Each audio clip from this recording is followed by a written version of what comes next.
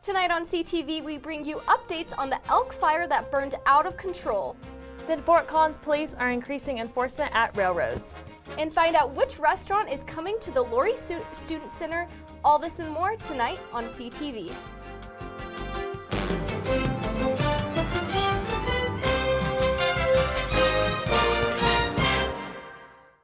Good evening, Rams. We begin with our top story tonight. I'm Bella Roberts. And I'm Alyson, filling in for Lauren Orchid. What started off as a controlled burn grew out of control, and now mandatory evacuations are in place for the Elk Fire burning northwest of Fort Collins.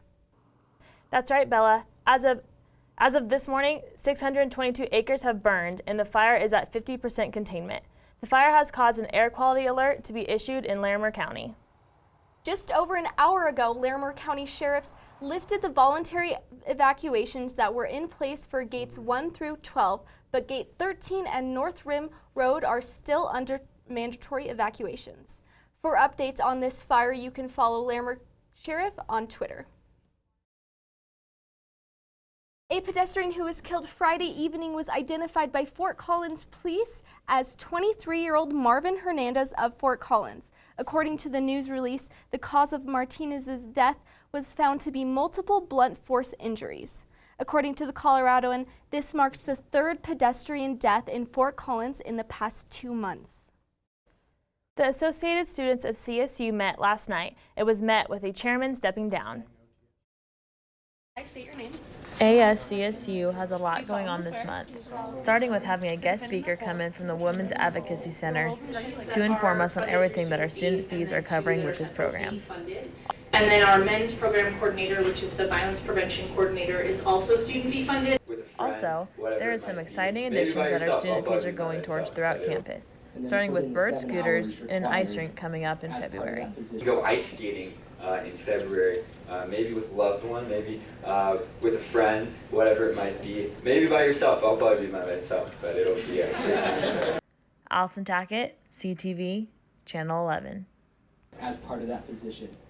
For more information on the updates coming to ASCSU, stay tuned with us in the Collegiate for more updates.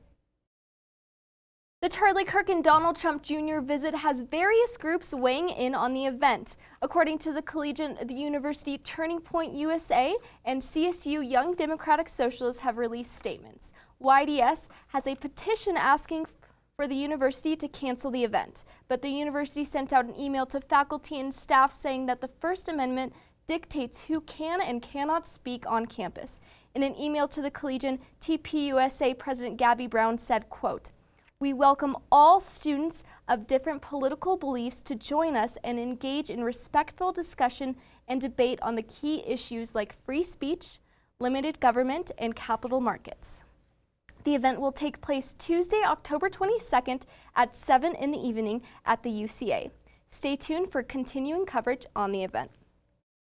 If you have ever been to the Lory Student Center lately, you may have noticed the events taking place. Last night, President McConnell talked about the bias-motivated incidents in her fireside chat that have taken place this semester.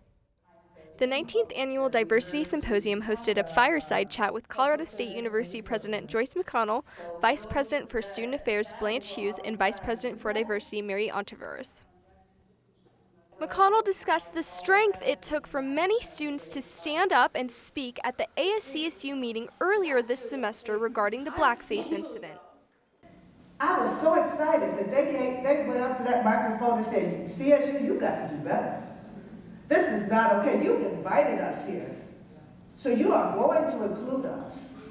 If you want to keep us here, you have to.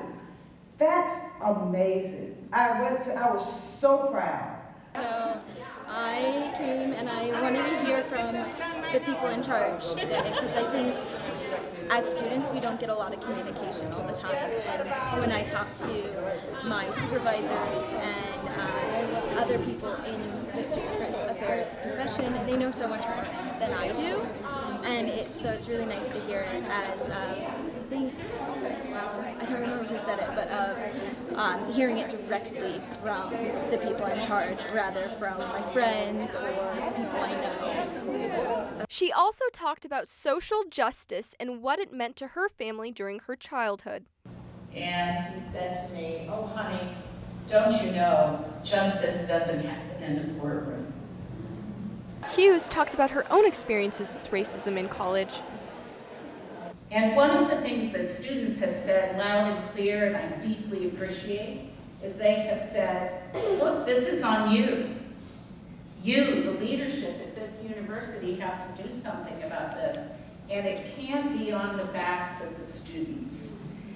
For more information on Diversity Symposium events and speakers, you can visit diversity.colostate.edu. With Election Day only a few days away, Larimer County voters will be asked for a tax increase of 0.5%, which is 50 cents per every $100 to fund transportation projects in the state. If approved, the tax would be in place for 20 years. The other ballot measure would be to allow sports betting to take place in Colorado. If approved, it could start in May of 2020. The last one that could affect CSU students would be Proposition CC, which would fund higher education without raising taxes. The CSU Board of Governors have come out in support of the proposition. Fort Collins City Council had their first round of approval on ordinances that could raise electricity rates by 5% in Fort Collins. If approved, the rate hike could take effect in 2020. The ordinances are still up for a second vote on the November 5th council session. According to the Coloradoan, the last time that city council approved a rate increase was 8% back in 2012 and 5% increase in 2018. This year brought on several weather records. For more, let's head over to weather anchor James Hall. That's right, Bella and Alyson. If this year seemed wild for Colorado standards, then you're not wrong. 3 state records were broken. The largest hailstone fell on August 13th. The hailstone came in at 4.83 inches in diameter and weighed 8.5 ounces. The hottest temperature was observed on July 20th in Los Animas County in southern Colorado. The temperature came in at 115 degrees, breaking the 26-year-old record by 1 degree. And if you remember the bomb cyclone from this March, it also broke a record for the lowest atmospheric pressure, which came in at 970.4 millibars in Lamar. The old record for the lowest pressure in Colorado was observed again in Lamar in 1973 and clocked in at 975 millibars. It has been a year of wild weather this year, but stay tuned during my weather segment to see what kind of weather we have coming up for you this week. Back to you, Alyson and Bella. Fort Collins Police in Burlington Northern are partnering to begin enforcing railroad safety at railroad crossing across Fort Collins. According to their Facebook post, they have already cited 19 people for violations and have given a warning to 55 people. If you would like to follow more about Fort Collins Police, you can stay up to date on their Instagram and Twitter at FC Police for more railroad crossing safety tips. Well, it's official. Freddys frozen custard and steak burgers are making their way to the Lory Student Center. And for a pretty penny, too. Lauren Orchid here for the details. After a 20-year-long lease with the Lory Student Center, Carl's Jr. has closed its gates. And not because it wasn't popular with the students. It was a very high rent, and he just said, I'm done after 20 some odd years. We're good. The cost to rent a space in the LSC food court isn't cheap. So we charge by the square foot. And that's a large footprint down there of 2,200 square feet. So you could consider that to be a average size home. Average rent in Fort Collins ranges anywhere from $1,500 to $2,500, which is comparable to this space where Freddys will be moving into later this year. Regardless of the cost, students are excited about this new change. I didn't know that it was coming to the LSC until today, but now I'm pretty stoked about it. I have a mad sweet tooth, so I don't mind hearing about like having extra shakes or something, or like frozen custard. It looks like the infamous American meal of burgers and fries will no longer be missing from the LSC food court. and the staff is just as excited about this new addition. Everybody get excited for Freddys because it's going to be fun. Wow, I did not know that was the reason they aren't at the LSC anymore. Yeah, I know. I totally agree. I can't believe it's so expensive. If I did the math right, I'm pretty sure that's as much as my apartment or more. Yeah, but I hear students are really looking forward to Freddys Coming, so that is exciting. Yeah. Well, that's all we have for news tonight, but don't go away just yet. James Hall will bring you updates on weather, and Corey Odom has a special guest of his top picks of the week.